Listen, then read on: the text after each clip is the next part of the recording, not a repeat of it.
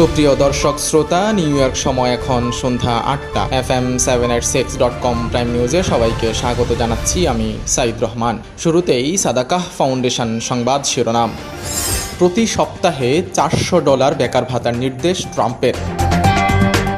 ব্রঙ্কসের বাংলা বাজার মসজিদের নতুন সভাপতি আব্দুস সবুর। নিউ ইয়র্কে পুলিশ সদস্যের আত্মহত্যা। লেবাননে সরকার বিরোধী বিক্ষোভ তুঙ্গে, তথ্যমন্ত্রীর পদত্যাগ। সৌদিতে শুরু হচ্ছে ভ্যাকসিন গবেষণার শেষ ধাপ। জেরুজালেম ইসরায়েলের রাজধানী নয়, বলছে ইতালি। তালেবানদের মুক্তি দিতে আফগান প্রেসিডেন্টের সম্মতি। চলে গেলেন সুরকার আলাউদ্দিন আলী। যুক্তরাষ্ট্রে 66 জনে 1 জন করোনা ভাইরাসে আক্রান্ত। সংবাদ সম্মেলন থেকে ট্রাম্পের ওয়াকআউট। জুভেন্টাসের নতুন কোচ আন্দ্রে পিরলো। এতক্ষণ শুনছিলেন শিরোনাম, এবারে বিস্তারিত। শুরুতেই নিউ ইয়র্কের কমিউনিটি সংবাদ।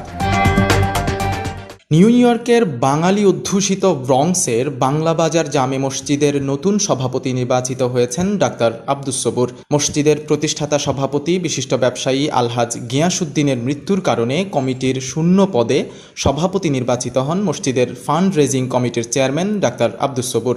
7 আগস্ট শুক্রবার জুম্মার নামাজের পূর্বে মসজিদের ভারপ্রাপ্ত সভাপতি ইলিয়াস আলীর সভাপতিত্বে এবং সাধারণ সম্পাদক মোহাম্মদ লালন আহমেদের পরিচালনায় কার্যকরী কমিটির সভায় নতুন সভাপতি হিসাবে ডাক্তার আব্দুস সবুরকে নির্বাচিত করা হয়। পুলিশের হাতে কৃষ্ণাঙ্গ যুবক জর্জ ফ্লয়েড হত্যার পর পুরো আমেরিকায় আন্দোলন চলছে। তারই প্রেক্ষিতে পাশ করা হয়েছে পুলিশ সংস্কার আইন। এতে করে পুলিশ সদস্যদের মধ্যে বেড়েছে অসন্তোষ। অনেকেই চাকরি ছেড়ে দিয়েছেন। অবনতি হয়েছে আইন শৃঙ্খলা পরিস্থিতির। তবে সবকিছুকে ছাড়িয়ে গেছে নিউ ইয়র্ক পুলিশের আত্মহত্যার ঘটনা। গত 1 আগস্ট কুইন্সে বসবাসরত নিউ ইয়র্ক সিটি পুলিশের সদস্য রিচার্ড কাটাপানো নিজের মাথায় গুলি করে আত্মহত্যা করেছেন। এক পরিসংখ্যানে দেখা গেছে 2019 সালে নিউ ইয়র্ক পুলিশের অন্তত 10 সদস্য এভাবে আত্মহত্যা করেছেন। ব্রঙ্কসে অনুষ্ঠিত হতে যাচ্ছে 4র্থ বার্ষিক স্কুল সাপ্লাই। আগামী 1 সেপ্টেম্বর বিকেল 6:30টায় অনুষ্ঠিত হওয়া এই স্কুল ব্যাগ বিতরণ অনুষ্ঠানে মেধাবী শিক্ষার্থীদেরকে অ্যাওয়ার্ড প্রদান করা হবে। অনুষ্ঠানটি সবার জন্য উন্মুক্ত, তবে সকল অংশগ্রহণকারীর জন্য মাস্ক ব্যবহার করা বাধ্যতামূলক বলে ঘোষণা দেওয়া হয়েছে। 7 আগস্ট কমিউনিটি অ্যাক্টিভিস্ট তানভীর মিয়ার নামাজে জানাজা অনুষ্ঠিত হয়েছে ব্রঙ্কসের পার্ক সিস্টার জামে মসজিদে। এতে ইমামতি করেন মসজিদের ভারপ্রাপ্ত ইমাম মাসুদ ইকবাল। জানাজায় প্রচুর মানুষের উপস্থিতি লক্ষ্য করা গেছে। অংশগ্রহণকারী অনেকের অভিমত, তারা তাদের আমেরিকার জীবনে এই প্রথম এত বড় জানাজায় অংশ নিলেন। পার্ক সিস্টার জামে মসজিদ তো বটেই, পার্শ্ববর্তী রাস্তাও কানায় কানায় পূর্ণ ছিল জানাজায় অংশগ্রহণকারীদের জন্য। জ্যামাইকা মুসলিম সেন্টারে জামিয়া কোরআনিয়া একাডেমির হিফজ গ্রাজুয়েশন সেরিমনি অনুষ্ঠিত হয়েছে। শায়েখ আকিব চৌধুরীর সঞ্চালনায় পরিচালিত এই অনুষ্ঠানে কমিউনিটির নেতৃবৃন্দ ছাড়াও অভিভাবকদের অনেকেই উপস্থিত ছিলেন। যে 6 শিক্ষার্থীকে গ্রাজুয়েশন সনদ দেওয়া হয়েছে তারা হলেন রায়হান আহমেদ, সাইফুল খন্দকার, সামির মাহমুদ, তালহা রহমান, সামিন ভুইয়া এবং মোহাম্মদ হাসান। নিউ ইয়র্কের বাইতুল হামদ ইনস্টিটিউটের উদ্যোগে হিফজুল কোরআনের জন্য অনলাইন প্রশিক্ষণ কোর্সের আয়োজন করা হয়েছে। 8, 9 এবং 10 আগস্ট এই 3 দিন ব্যাপী সকাল 9:45 থেকে 11:45 পর্যন্ত প্রশিক্ষণ অনুষ্ঠিত হচ্ছে। প্রশিক্ষণ দিচ্ছেন দুবাই সহ বিশ্বের অন্যান্য দেশে কোরআন প্রতিযোগিতায় প্রথম পুরস্কারপ্রাপ্ত ছাত্রদের বিশিষ্ট শিক্ষক এবং আন্তর্জাতিক পুরস্কারপ্রাপ্ত হাফেজ কারি নাজমুল হাসান। করোনা ভাইরাসে নিহত স্বজনদের মাঝে জাকির এইচ চৌধুরী ফাউন্ডেশনের উদ্যোগে এবং ইয়র্ক হোল্ডিং রিয়ালিটির অর্থায়নে চেক বিতরণ শুরু হয়েছে 9 আগস্ট থেকে। বিশিষ্ট ব্যবসায়ী জাকির এইচ চৌধুরী জানান, নিউ ইয়র্কে যারা করোনায় মারা গেছেন তাদের স্বজনদের হাতে এই চেক তুলে দেওয়া হবে। বিকেল 5টা থেকে চেক দেওয়া হবে জ্যাকসন হাইটসে অবস্থিত ইয়র্ক হোল্ডিং রিয়ালিটির অফিস থেকে। যারা ডেথ সার্টিফিকেট নিয়ে আসবেন তাদেরকে পর্যায়ক্রমে $500 করে দেওয়া হবে। ডেথ সার্টিফিকেট ছাড়া কাউকে অর্থ দেওয়া হবে না। যেসব মার্কিনিরা অর্থনৈতিকভাবে করুণ দশায় রয়েছেন তাদের জন্য একটি নির্বাহী আদেশ জারি করেছেন প্রেসিডেন্ট ডোনাল্ড ট্রাম্প। করোনা ভাইরাসের এই সংকটে কর্মহীনদের সাহায্য করতে প্রতি সপ্তাহে $400 করে বেকার ভাতা দেওয়ার নির্দেশ দিয়েছেন তিনি।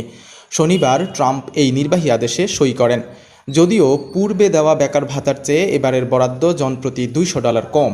জুলাই মাসে শেষ হয়ে যায় $600 করে ভাতা দেওয়ার সেই সুবিধা। এবারে অন্যান্য খবর। লেবাননে 4 আগস্টের ভয়াবহ বিস্ফোরণের প্রতিবাদে দেশ জুড়ে সরকার বিরোধী বিক্ষোভ অব্যাহত রয়েছে। শনিবার রাজধানী বৈরুতের রাস্তায় নেমে আসে হাজার হাজার মানুষ।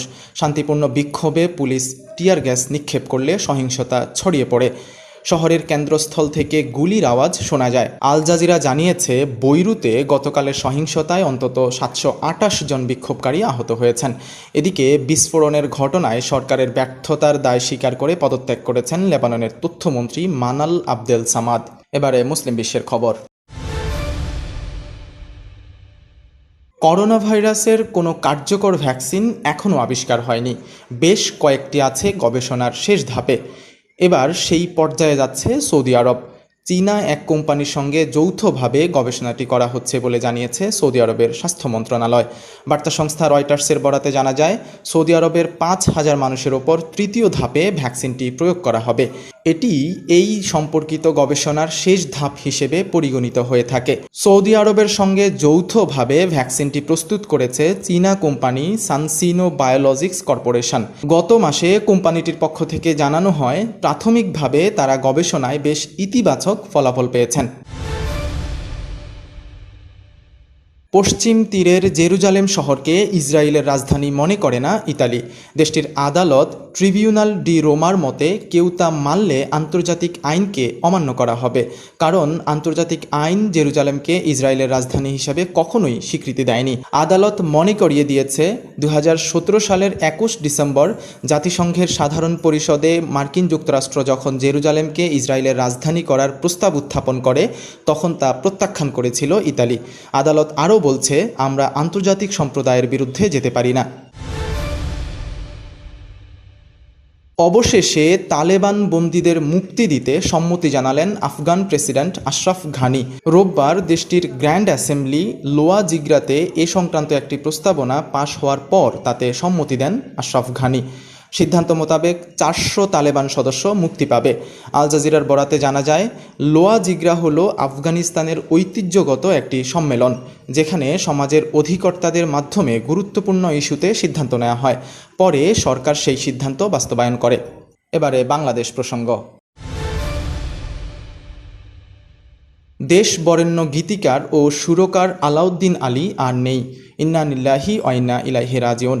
বাংলাদেশ সময় রোববার বিকেল 5টা 50 রাজধানীর মহাখালীর আয়েশা মেমোরিয়াল হাসপাতালে শেষ নিঃশ্বাস ত্যাগ করেন তিনি। দীর্ঘদিন ধরেই নানা অসুখে ভুগছিলেন আলাউদ্দিন আলী। সেই প্রেক্ষিতে 2015 সালের 3 জুলাই তাকে ব্যাংকক নেওয়া হয়েছিল। সেখানে পরীক্ষার পর জানা যায় তার ফুসফুসে টিউমার রয়েছে এবং তা ক্যান্সারে পরিণত হয়ে গেছে। এরপর অন্যান্য শারীরিক সমস্যার পাশাপাশি তার ক্যান্সারের চিকিৎসাও চলছিল। FM 786 প্রাইম নিউজে এবার একটি বিরতির পর ফিরে এসে জানাবো আরও কিছু গুরুত্বপূর্ণ খবর। সাদাকা ফাউন্ডেশন USA, মার্কিন যুক্তরাষ্ট্র ভিত্তিক সাহায্য সংস্থা, জাতি ধর্ম বর্ণ নির্বিশেষে বিপন্ন মানবতার পাশে সব সময়। করোনা মহামারীর এই দুর্যোগে 7 দিন 24 ঘন্টা আপনার পাশে আছে সাদাকা ফাউন্ডেশন। আপনিও সাথে থাকুন। Hotline number 7182009222।